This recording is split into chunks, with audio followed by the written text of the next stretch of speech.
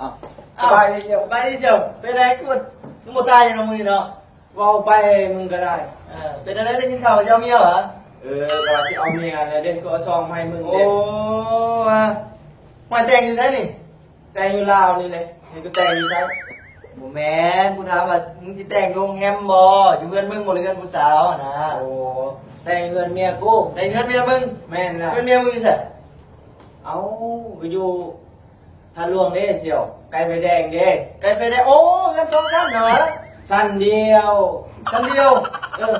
โอ้ราคาสีฟ้านะ สีแดง สีแดงโอ้ฮอดไฟแดงแล้วก็เลี้ยวขวาเหรอ เลี้ยวซ้าย เลี้ยวซ้ายเหรอโอ้ใกล้ๆกับเงินป้าปานี่เหรอ เงินปลาปาน้อมมันเจอบ่เงินกูน่ะ โอ้อยู่ข้างๆน้องใหญ่ๆเลยว่ามีน้องเหรอ น้องก็ใส่บ่มีน้อง บ่มีน้อง บ่ กูบ่ไปแหละเอ้ากูไปแหละคนไปเนี่ย ใจเย็นเชียวใจเย็น ฮะ พอมือไปมึงก็โทรหากูสิ ว่า รับเด้อ ไปได้เลี้ยวขวา เลี้ยวซ้าย เลี้ยวซ้าย